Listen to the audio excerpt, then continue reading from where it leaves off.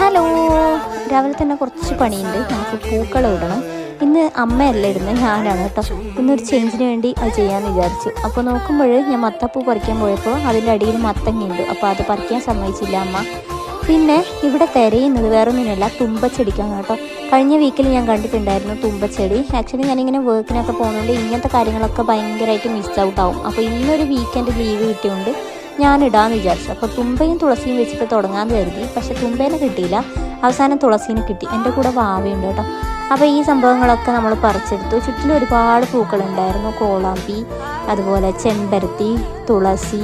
തുമ്പ കിട്ടിയില്ല, പനിനീരുണ്ടായിരുന്നു. പിന്നെ ഇത് നമ്മളുടെ ഓണത്തിന് മാത്രം കാണുന്ന ചെടിയാണ് കേട്ടോ. അപ്പോൾ ഈ ഓണച്ചെടിയും ഉണ്ടായിരുന്നു. ഇന്നലെയൊക്കെ നല്ല മഴയായതുകൊണ്ട് കുറേ പൂക്കൾ കൊഴിഞ്ഞു പോയിട്ടുണ്ട്. അപ്പോൾ ഇന്നും നല്ല മഴയാണെന്ന് തോന്നുന്നു, മഴ വരാനിരിക്കുന്നുണ്ട്. അപ്പോൾ അതിനിടയ്ക്ക് പൂവിടണം. അപ്പോൾ നെക്സ്റ്റ് വീഡിയോയിൽ കാണാം. Thanks for watching. Bye bye.